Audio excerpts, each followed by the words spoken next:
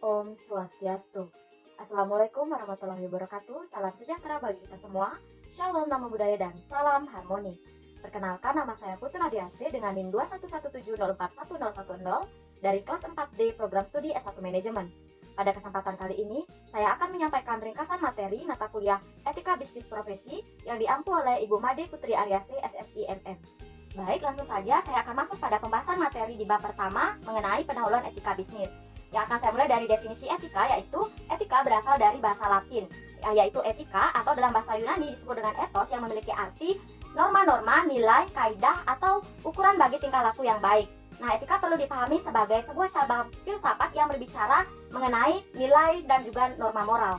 Nah, kemudian selanjutnya saya akan menjelaskan mengenai definisi dari etika bisnis. Etika bisnis adalah cara melakukan kegiatan bisnis yang mencangkup semua aspek yang berkaitan dengan orang, perusahaan, dan juga masyarakat. Untuk selanjutnya saya akan menjelaskan mengenai contoh penerapan etika bisnis. Yang pertama yaitu bertindak jujur, kemudian bersikap baik, serta menghormati informasi pelanggan.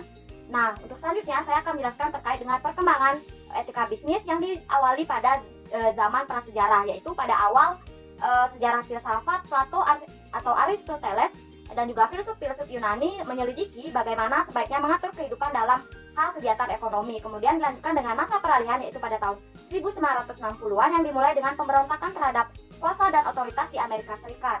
Selanjutnya, perkembangan etika bisnis dilanjutkan dengan yaitu lahir di Amerika Serikat pada tahun 1970-an. Kemudian etika bisnis meluas ke Eropa pada tahun 1980-an khususnya di Eropa Barat. Dan yang terakhir, etika bisnis ini menjadi fenomena secara global pada tahun 1990-an yang dimana terus berkembang hingga saat ini. Selanjutnya saya akan menjelaskan mengenai perilaku tidak etis di dalam etika bisnis. Nah, perilaku tidak etis ini adalah sebuah perilaku yang dilakukan yang dapat merugikan orang lain. Nah, contoh perilaku tidak etis ini yaitu yang pertama, mementingkan keuntungan diri sendiri, kemudian tidak menghormati informasi pelanggan, dan juga memfitnah. Selanjutnya saya akan masuk pada pemaparan materi di bab kedua mengenai teori-teori dalam etika bisnis. Yang pertama yaitu teori utilitarisme. Utilitarisme ini dalam bahasa Latin itu disebut dengan utilis yang berarti bermanfaat. Nah, menurut teori ini, suatu perbuatan adalah baik jika memiliki manfaat, berfaedah atau berguna, akan tetapi manfaat ini tidak hanya menyangkut 1-2 orang saja, akan tetapi sebagian besar orang atau masyarakat secara keseluruhan. Kemudian ada pun contoh kasus dari teori utilitarisme ini yaitu kasus pembuatan komplek perumahan yang sering disebut dengan perumahan klaster. Kemudian teori yang kedua yaitu teori deontologi. Nah, etika deontologi ini adalah istilah yang berasal dari bahasa Yunani yaitu deon yang berarti kewajiban dan logos yang berarti ilmu atau teori. Artinya satu tindakan di dalam teori ini disebut baik atau buruk berdasarkan apakah tindakan itu sesuai atau tidak dengan kewajiban. Karena bagi etika deontologi yang menjadi dasar baik buruknya perbuatan adalah kewajiban. Adapun contoh kasus dari teori deontologi ini yaitu kasus korupsi bantuan sosial COVID-19. Kemudian teori yang ketiga yaitu teori hak. Nah, teori ini mengakar pada teori deontologi yang dimana hak itu menyangkut martabat manusia, sehingga manusia manapun tidak boleh dikorbankan untuk mencapai tujuan suatu bisnis. Sehingga hak dalam teori ini hak sangat penting untuk dikedepankan, terutamanya yaitu hak-hak asasi manusia. Adapun contoh kasus dari teori hak yaitu mogoknya hampir seluruh pekerja di PT Privat Indonesia. Dan teori yang terakhir yaitu teori keutamaan. Nah, teori keutamaan adalah salah satu pendekatan dalam etika yang menekankan pada karakter baik dan juga prinsip moral yang baik untuk mengambil keputusan etis. Adapun contoh kasus dari teori hak ini yaitu kasus Gus Sumartensono yang pernah terjadi. Kemudian saya akan membahas materi pada bab ketiga yaitu mengenai perilaku etis dan tidak etis. Yang akan saya mulai dari pembahasan nilai etika. Nah, nilai etika ini merupakan keyakinan dan pemikiran yang kita pelajari dan kita hayati yang merupakan warisan sejak dini yang kita dapatkan dari orang tua kita. Adapun contoh-contoh dari nilai etika yaitu yang pertama integritas, keadilan, tanggung jawab sosial, kepatuhan hukum, inovasi, serta kerjasama. Kemudian selanjutnya saya akan membahas mengenai hak dan juga kewajiban individu. Hak dan kewajiban individu ini merupakan dua komponen yang tidak bisa dipisahkan. Yang dimana hak adalah tentang sesuatu yang benar yang dimiliki atau kepunyaan maupun kewenangan yang dimiliki oleh seseorang untuk berbuat sesuatu. Sedangkan kewajiban adalah sesuatu yang wajib dilaksanakan atau merupakan sebuah keharusan untuk mencapai atau mendapatkan suatu hak tersebut. Kemudian, adapun kewajiban karyawan pada perusahaan itu terdiri dari 3 yaitu kewajiban ketaatan, kemudian kewajiban konfidensialitas, dan kewajiban loyalitas.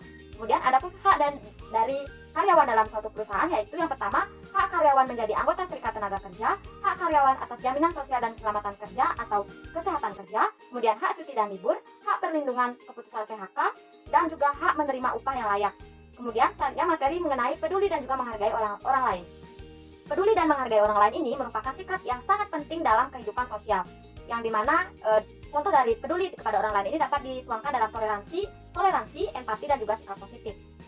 Kemudian adapun contoh dari perilaku tidak etis dalam dunia kerja yaitu korupsi, penyalahgunaan kekuasaan, diskriminasi, dan juga pelanggaran privasi.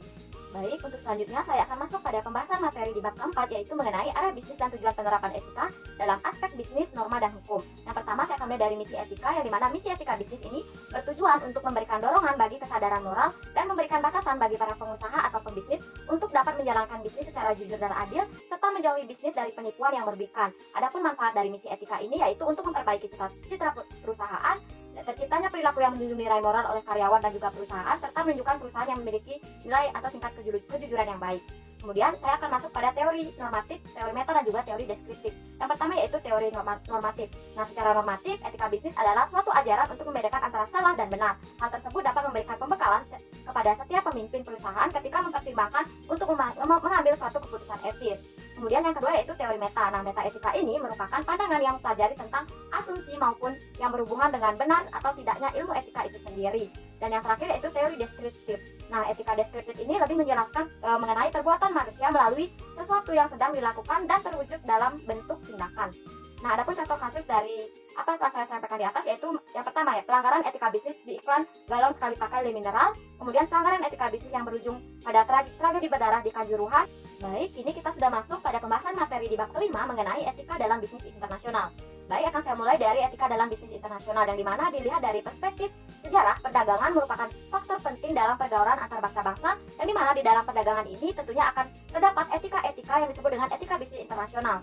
Baik, selanjutnya saya akan jelaskan mengenai definisi dari bisnis internasional. Nah, bisnis internasional merupakan bisnis yang kegiatan-kegiatannya ini melewati batas-batas negara. Bisnis internasional adalah sebuah kesatuan yang terdiri dari segala bentuk transaksi komersial yang dilakukan oleh dua negara atau lebih. Kemudian pentingnya etika dalam bisnis internasional yaitu menghindari konflik dengan karyawan akibat perbedaan budaya, mengurangi kekurangan-kekurangan yang dilakukan oleh pihak perusahaan asing, serta menghindari eksploitasi berlebihan dari pihak perusahaan. Adapun ruang lingkup dari bisnis internasional yaitu merupakan seluruh transaksi bisnis yang dilakukan oleh pihak swasta ataupun pemerintah. Adapun beberapa alasan sebuah perusahaan ikut serta dalam kegiatan bisnis internasional diantaranya untuk memperbesar penjualan, untuk mengakuisisi sumber daya, serta untuk mendiversifikasikan sumber-sumber penjualan dan juga penawaran.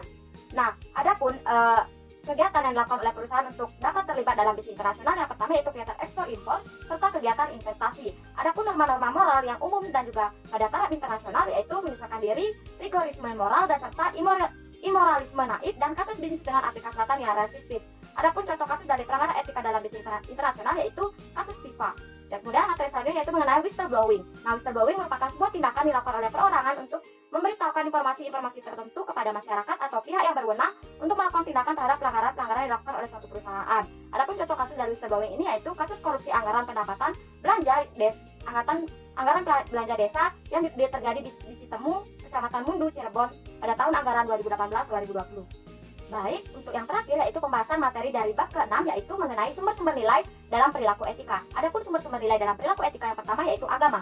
Etika sebagai sumber ajaran baik buruk, benar salah, dan juga ajaran tentang moral khususnya dalam perilaku dan tindakan-tindakan ekonomi tentunya bersumber dari ajaran agama. Adapun contoh kasus dari aspek agama ini yaitu kasus Holy Wings yang melakukan promosi miras bernada penistaan agama. Kemudian aspek yang kedua yaitu filosofi. Salah satu sumber nilai-nilai etika yang juga menjadi acuan dalam pengambilan keputusan oleh manusia adalah ajaran-ajaran filosofi. Adapun contoh kasus dari filosofi ini yaitu kasus ICE yang dimana terjadi dilema buruh perempuan dan minimnya kesetaraan gender di tempat kerja.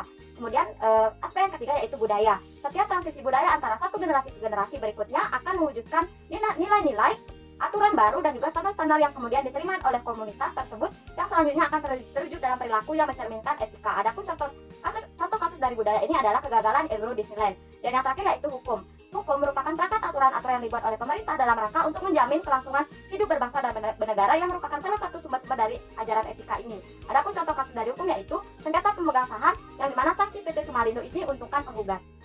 Baik, demikianlah ringkasan materi yang dapat saya sampaikan. Saya mohon maaf apabila terdapat kesalahan atau kekeliruan dalam penyampaian saya. Akhir kata saya tutup dengan Parama Santi. Om Santi Santi Santi Om. Wassalamualaikum warahmatullahi wabarakatuh. Salam sejahtera bagi kita semua. Shalom, namo buddhaya, dan salam harmoni.